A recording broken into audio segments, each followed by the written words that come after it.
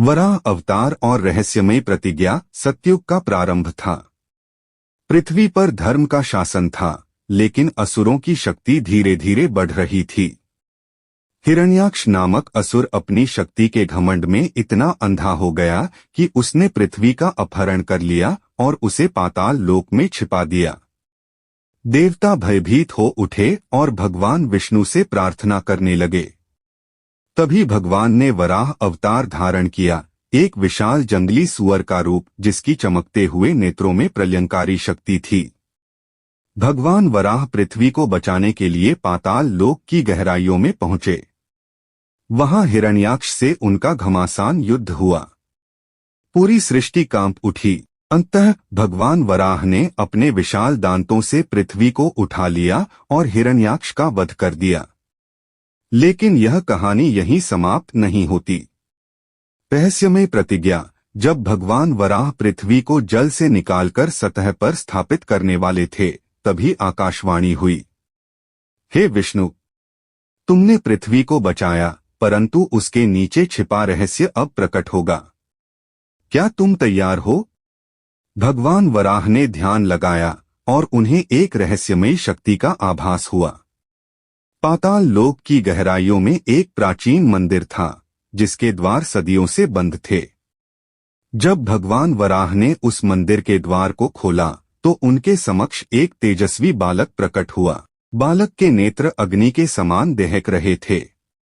उसने कहा, हे विष्णु, मैं तुम्हारी ही शक्ति का भाग हूं, परंतु मुझे यहाँ एक प्रतिज्ञा निभाने के लिए भेजा गया है।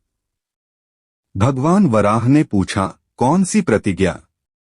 बालक बोला, यदि कोई भी असुर पाताल लोक में वराह अवतार को चुनौती देगा, तो उसे पुनः जन्म लेना होगा और उसके द्वारा सृष्टि का अंत सुनिश्चित किया जाएगा।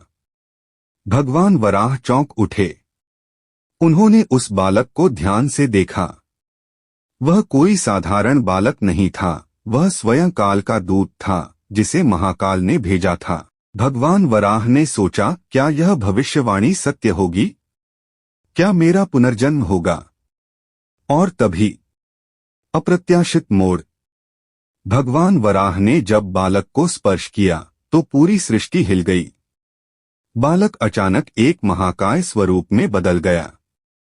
वह स्वयं कलियुग का दूत था, जो यह संकेत दे रहा था कि जब जब धर्म संकट में होगा, तब तब विष्णु को अवतार लेना ही होगा।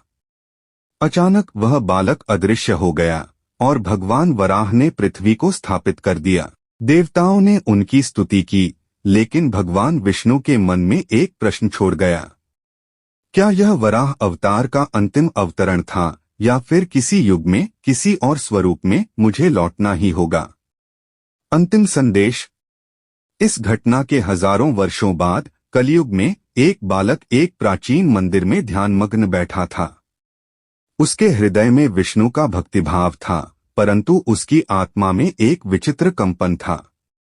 अचानक मंदिर की मूर्ति से आकाशवाणी हुई, हे भक्त, जब समय आएगा तो तुम्हें याद आएगा कि तुम कौन हो।